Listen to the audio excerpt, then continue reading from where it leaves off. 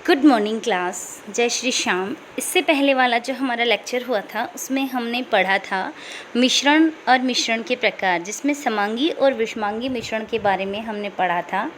समांगी मिश्रण जिसके घटकों को हम सामान्य अलग अलग नहीं देख सकते हैं, और जिस मिश्रण के अंदर जो घटक होते हैं सभी भागों में समान रूप से वितरित होते हैं, वो समांगी मिश्रण होगा। और इसके अपोजिट अगर हम बात करें तो विषमांगी मिश्रण के जो घटक होते हैं समान रूप से वितरित नहीं होते हैं और उन्हें हम अलग अलग देख सकते हैं। तो जो प्राकृतिक पदार्थ होते हैं उनके जो कण जो होते हैं वो रासायनिक गुणों में समान नहीं होते, इसलिए हम कह सकते हैं कि वो शुद्ध नहीं होते हैं। विषमांगी मिश्रण को साधारणतः हम कई सारी विधियों से अलग कर सकते हैं। ये किस विधि द्वारा हम अलग करेंगे ये निर्भर करता है उन घटकों के गुणों के ऊपर, जैसे छानकर या फिर हाथों से चुनकर या अन्य कई तरह की जो विधियां हैं उन्हें हम अपनाकर मिश्रण से घटकों को अलग कर सकते हैं। सबसे पहला अगर हम एग्ज़ाम्पल लें तो जल और शाही का जो मिश्रण है, या शाही की जगह जो डाई है उसे भी हम उसमें मिला सकते हैं। शाही और जल का जो मिश्रण है उन दोनों को हम किस तरह से अलग कर सकते हैं, किस तरह से अलग करेंगे। एक गिलास पानी लेंगे, उसमें कुछ बूंदे शाही के डाल देंगे। कुछ टाइम के बाद उनको अच्छे से मिक्स करने के बाद क्या हम उन्हें छानकर अलग कर सकते हैं? जी बिल्कुल नहीं, हम उन्हें छानकर अलग नहीं कर सकते, क्योंकि छानने पर दोनों ही छन जाएंगे। तो हम किस विधि द्वारा उन्हें अलग करें, इसके लिए हमेशा ध्यान रखना, जब भी किसी मिश्रण में दो ऐसे घटक हों जो एक वाष्प में बदल जाए और दूसरा वाष्प में नहीं बदले, तो इस तरह के घटकों को हम वाष्पीकरण विधि के द्वारा पृथक कर सकते हैं। यहाँ पे जल है वो वाष्प में बदल जाता है, जबकि शाही वाष्प में नहीं बदलती है।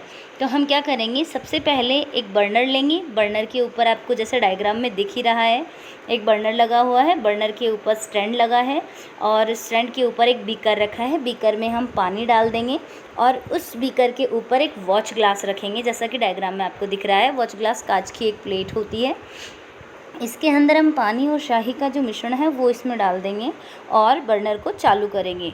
कुछ टाइम के बाद हम देखते हैं कि जो वॉच ग्लास है उसमें से भाप निकलती है, वाष्प निकलती है, और जो शाही है वो तो नीचे रह जाती है और जो जल है वो वाष्प में बदल जाता है। तो यहाँ पर वाष्पीकरण विधि में जल और शाही का जो मिश्रण है, इसमें जो जल है वो तो वाष्प में बदल जाएगा और शाही है वो कटोरी के अंदर, वॉच ग्लास के अंदर रह जाएगी। इस तरह से वाष्पीकरण विधि द्वारा जल और शाही जो है उनके घटकों को हमने अलग किया। यहाँ पे कुछ क्वेश्चंस दे रखे हैं, आपके विचार में वॉच ग्लास में किसका वाष्पीकरण हुआ है? जल का। क्या वॉच ग्लास पे कोई चीज़ अवशेष बची है? बिल्कुल, इसमें जो शाही है वो बची है। आप क्या प्रतिपादित करेंगे? क्या प्रतिपादित होता है इससे कि जो मिश्रण होता है, इस मिश्रण में एक घटक वाष्पित होने वाला है और जो कि जल है, और जो शाही है वो वाष्प में परिवर्तित नहीं होती है। अब हम बात करते हैं जो गतिविधि 2 है, इसकी हम बात करते हैं। गतिविधि 2 है जो अपकेंद्रण विधि पर आधारित है। हमने मिश्रण से घटकों को पृथक करने की जो सबसे पहली विधि पढ़ी वो हमने पढ़ी वाष्पीकरण विधि। अब हम जो दूसरी विधि पढ़ रहे हैं वो है अपकेंद्रण विधि। अपकेंद्रण विधि में आपको पहले मैं बता दूं कि किस तरह के मिश्रण को अपकेंद्रण विधि द्वारा अलग किया जाता है।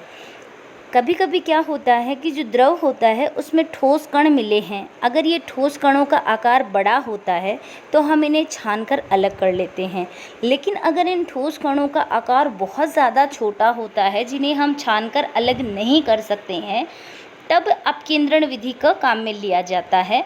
तो यहाँ पे जो अपकेंद्रण विधि है उसमें क्या होता है कि जो द्रव और जो छोटे छोटे जो कण होते हैं ठोस के, उन्हें किसी गोलाकार घिरनी के द्वारा अपकेंद्रित किया जाता है, जिससे जो भारी कण होते हैं वो नीचे रह जाते हैं और जो हल्के कण होते हैं वो ऊपर आ जाते हैं।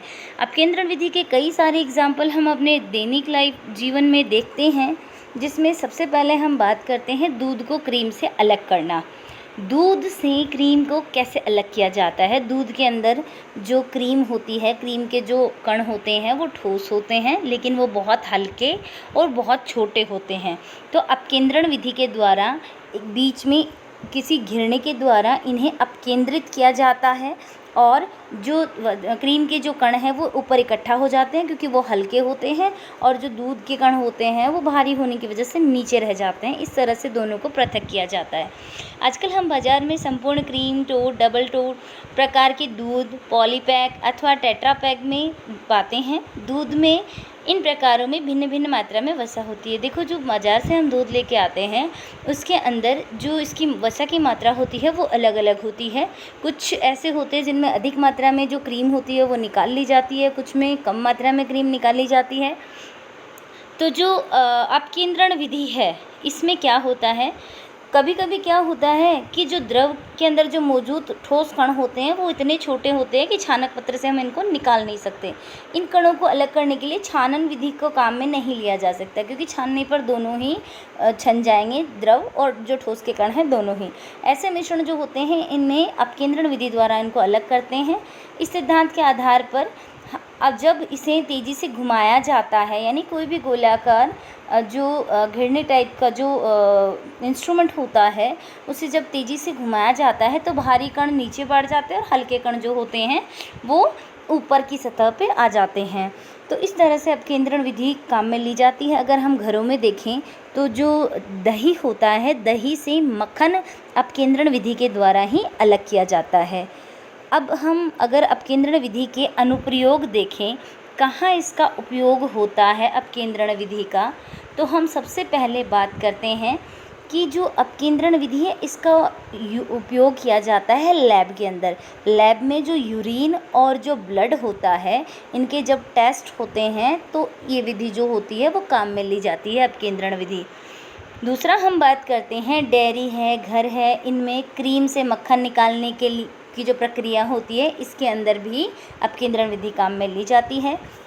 कपड़े धोने की जो मशीन होती है उसमें भीगे हुए कपड़ों से जल को जो निचोड़ा जाता है वो इसी अपकेंद्रण विधि के द्वारा निचोड़ा जाता है। तो इस तरह से जो अपकेंद्रण विधि है वो काम में ली जाती है या इसका उपयोग होता है। तो आज हमने दो विधियां पढ़ी हैं, एक वाष्पीकरण विधि पढ़ी है और एक अपकेंद्रण विधि पढ़ी है। वाष्पीकरण जो विधि है इसमें जो मिश्रण के घटक होते हैं, एक वाष्पशील होने वाला और दूसरा वाष्प में परिवर्तित नहीं होता।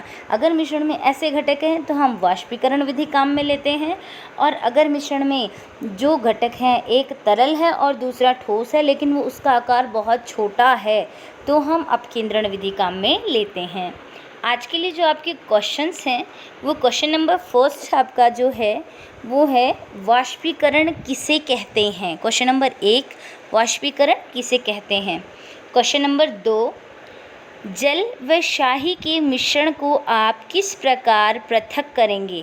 क्वेश्चन नंबर 2 आपको लिखना है, जल और शाही का जो मिश्रण होता है इन दोनों को आप किस प्रकार अलग करेंगे। इसमें आपको पूरा बताना है और डायग्राम भी बनाना है।